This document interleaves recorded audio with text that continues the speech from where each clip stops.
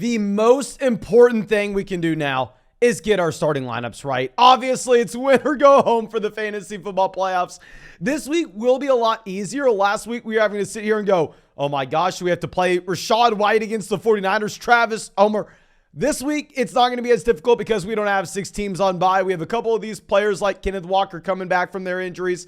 But before we get into anything, go down there, drop a like on this video. If you have any questions, feel free to drop them in the comment section. And in that comment section, you can find a link to Underdog Fantasy where you can check out all these cool player props and get into drafts with us on the live stream. When you sign up for Underdog and use promo code FLOCK, they're going to match your first deposit dollar for dollar up to $100. So it's pretty much free to check out, and it's available in damn near every state.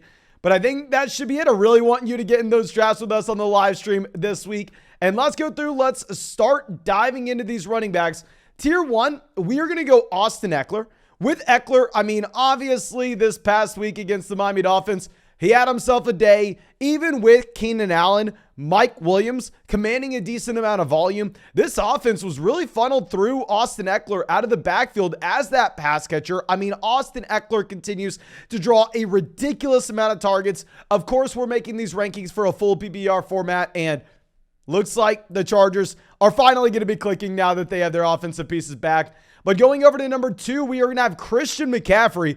About time that I pay him his respect. This past week, we thought that the 49ers Tampa Bay Buccaneers game was going to be low scoring. We had CMC down in tier 2. I didn't really want to get too excited about too many of these 49ers players. Well, Brock Purdy looks like it doesn't matter if he's a third string starting quarterback. It looks like it simply doesn't matter when you have Kyle Shanahan as your head coach. You have a good offensive line. You have CMC, Debo, Ayuk, and Kittle. This offense is going to move the ball down the field. I mean, having no Debo Samuel, if anything, maybe it helps out Christian McCaffrey a bit here.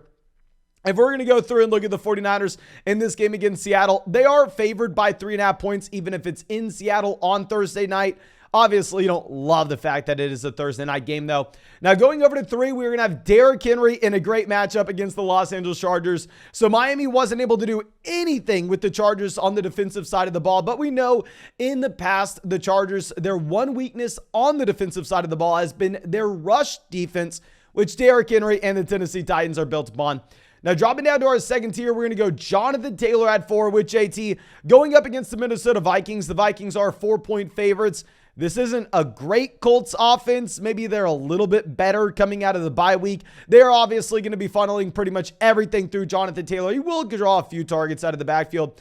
Then at 5, we are going to be going with Ramondre Stevenson. Now, I'm recording this before the Monday night game, so if something crazy happens, if Ramondre gets injured, I'm sorry, but I am expecting that against the Arizona Cardinals, Ramondre Stevenson comes out, dominates as the top 5 running back. I mean, hell, especially if you have no Damian Harris here. We've been talking about it for a long time, but he is the number 1 receiving option for the New England Patriots. He's essentially Alvin Kamara from a few seasons ago.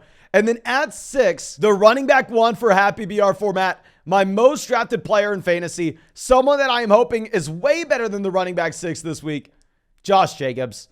You know I love Jacobs. You know he is my guy. He's going to have some tough matchups. I still think he's going to be a running back 1 this week against the New England Patriots, going up against the second toughest run defense in the NFL. Sucks that we have to deal with this in the fantasy football playoffs. And what's even worse is for that fantasy football championship game,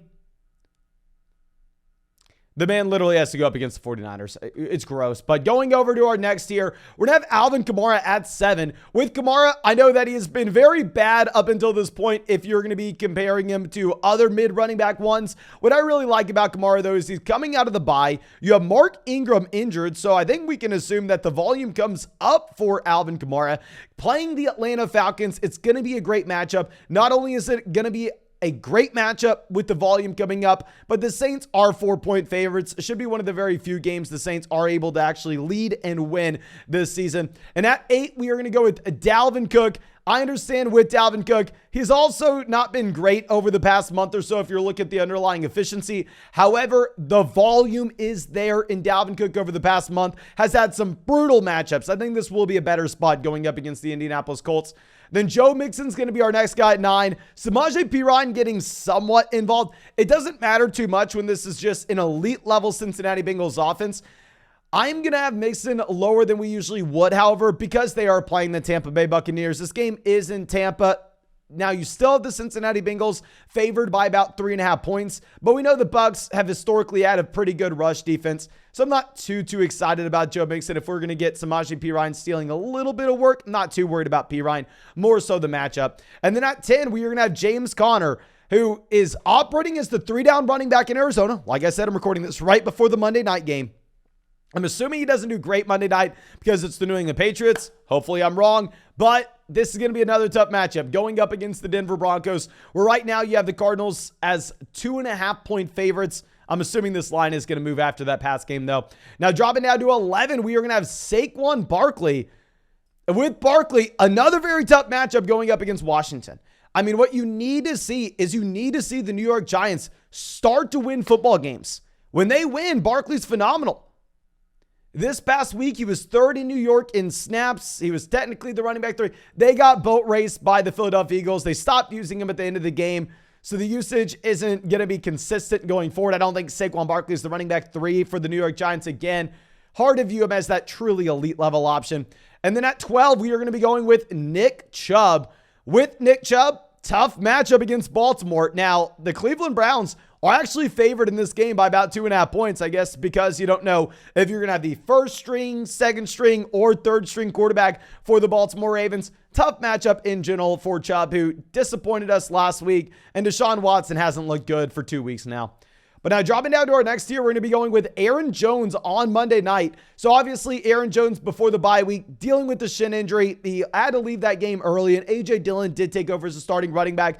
I am making this ranking with the assumption that Aaron Jones is 100% good to go. Of course, we're going to have to monitor the injury reports throughout the week, but I'm going to assume that Aaron Jones is good to go on Monday. I think the bye week was perfectly timed. Then at 14, we are going to be going with Tony Pollard, who continues to ball out. I mean, it does not matter if you have Ezekiel Elliott or not in this offense. From an efficiency standpoint, name another running back than Tony Pollard. For what he does with his volume, it is ridiculous. The man has had 158 carries, 29 receptions this season, and 12 touchdowns. He's almost averaging a touchdown every 10 touches. It is obnoxious. I mean, 9.6 yards per reception, 5.7 yards per carry. I understand that a lot of this is just given the Dallas Cowboys offense. They did struggle this past week against Houston Texans. Right now, Dallas is favored by about, I believe, 4.5 points to the Jacksonville Jaguars. But now dropping down to our next guy, we're going to be going with Miles Sanders. I like the matchup against Chicago. This should be a horrible game, if we're going to be honest. I mean, I think that you have the Philadelphia Eagles just going out there and crushing the Chicago Bears in Chicago. Spread on this game is about 9 points right now. We know the Philadelphia Eagles are going to be putting 1 million points up on the board, and with Miles Sanders, the only real hesitation is, does Jalen Hurts vulture him at the goal line? Now, our next guy in this tier will be Kenneth Walker at 16. So we have Josh Jacobs, our most drafted player in fantasy. Kenneth Walker, our second most drafted running back in fantasy this year. Guys that have led us to the promised land. The reason that we have had better results than anybody else you can find for people who draft as many teams as we do. Do we really have to deal with these matchups? You're telling me we have to deal with Kenneth Walker going up against the 49ers this week? Is this a joke? I mean, the 49ers defense has just been locked down, shut down all year now. I'm assuming that Kenneth Walker is healthy. It was that pseudo game time decision this past week. I'm hesitant to play him, though. It is a Thursday night game, and it's just the worst matchup you could ever imagine. A fully healthy Kenneth Walker in an average matchup is easily a top 10 running back. I'm going to have a hard time even putting me here at 16. I feel like I'm just rooting for our guy with this ranking. And now dropping down to our next tier, we're going to be going with Najee Harris against Carolina Panthers.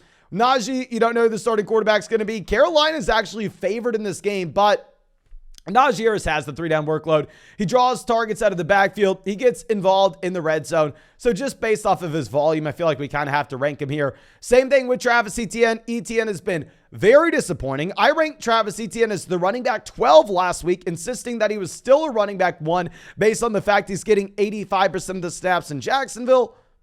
It doesn't matter. I don't know why he is not producing with this workload. You're getting the workload in an offense that's scoring a lot of points. What else do we need for J.K. Dobbins here? It's a tough matchup against the Dallas Cowboys. This kind of workload, I want to put him in the top 12, but he's just not getting the job done, and it's a tough matchup. 19, we are going to have J.K. Dobbins. Obviously, Dobbins was much better than this past week. You'd assume that he actually expands his role as second week healthy in the Baltimore Ravens offense. I mean, I'm just worried about the overall offense. I'm worried about what the total point is going to be on that scoreboard at the end of the game. I mean, we don't know who you have a quarterback. On top of this, they did use a pseudo three-man running back by committee. So it's not the easiest spot in the world. But going over to 20, we are going to have Ezekiel Elliott splitting that backfield with Tony Pollard. The main difference between these two guys is obviously Pollard is the guy actually drawing targets out of the backfield. Ezekiel Elliott maybe getting involved on third down some, but when he's on the field on third down, he's just out there blocking. And now 21, we are going to have someone that we had as a running back one this past week. We are clearly way too optimistic. We are clearly laughably wrong. DeAndre Swift. I mean, with DeAndre Swift, the Detroit Lions went right back to operating in a three-man running back by committee. This week, it's supposed to be a tough matchup going up against the New York Jets, where you have this either as a pick'em game or a 1-point spread, depending on the sports book that you're currently looking at. It looks like DeAndre Swift is going right back to being in that three-man running back by committee where he's getting less than half the snaps. And then speaking of committee running backs, we're going to have Rachaad White, Leonard Fournette back-to-back here. Yes, they gave you nothing this past week. This past week, they played the 49ers, okay? I don't think you can hold that against them. I think that you are probably going to get a bounce-back spot. If I had to pick between those two running backs, I'm going to go with Rachaad White, who actually had played more snaps than Leonard Fournette this past week. And then 24, we're going to be going with Jamal Williams against the Jets as well. Going right back to where you're saying, this is a committee running back. You're not getting as many targets out of the backfield for Jamal Williams, but he scores touchdowns, okay? I don't love the matchup against the New York Jets. In a better matchup, he would be higher.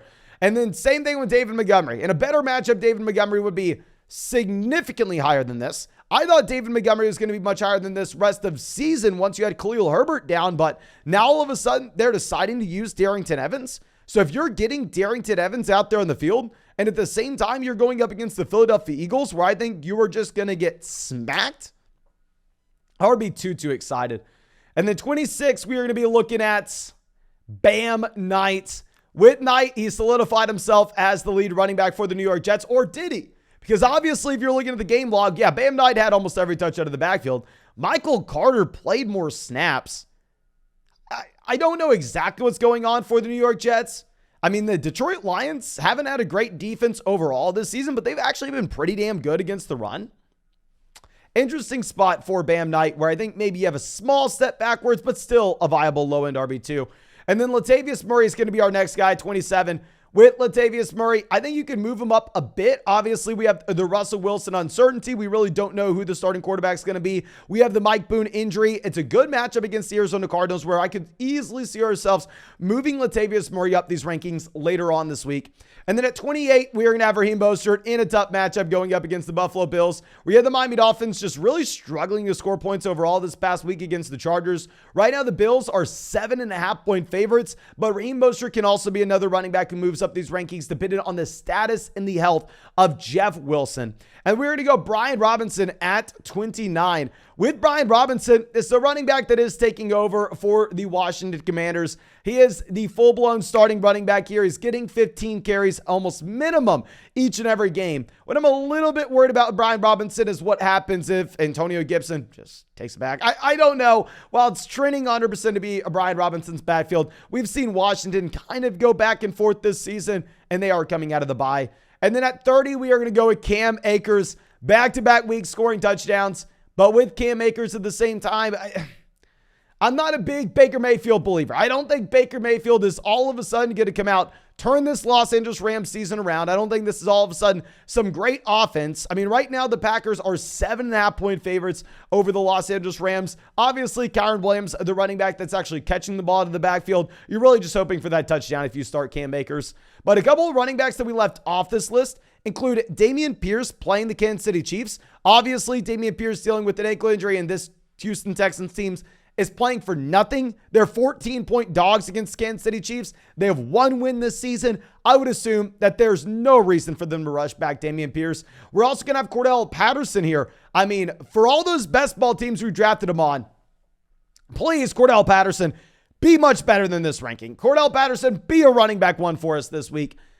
I'm hesitant, however, looking at the switch to Desmond Ridder. I don't know if this is indicating that this Atlanta Falcons team is possibly trying to evaluate the talent that they have on their roster for 2023, kind of phase out these veterans to figure out what they have to do in the offseason. And we are going to have Antonio Gibson here as well. I mean, I don't really know what to do with these Washington running backs. I think the guy is Brian Robinson, and that's why we're ranking Brian Robinson out of him. But in a full PPR format, I'm not going to be too excited about either. We're going to have Jarrett McKinnon here as well. I think if this game had the potential to be a shootout-style contest, maybe you could have Jarrett McKinnon in there. I mean, maybe it's Isaiah Pacheco because they are favored by 14 points, where maybe they're just going to be able to run the ball in the second half. I think there's a lot of uncertainty with the Kansas City Chiefs running backs as well. I'd love to roster both guys, get some clarity this week so we have a better ability to make that decision next week. But I think that's all I got for you. Of course, thank you so much. If you enjoyed this video, go down there, drop a like. Make sure you leave any questions you have in the comment section. In that comment section, you can find a link to Underdog Fantasy where you can sign up with promo code FLOCK and they'll match your first deposit dollar for dollar up to $100. And on top of it, you can get into live drafts with us in the live stream every night. But thank you again. I appreciate you. I hope you have a great day, and I hope we get to see you with the live stream tonight.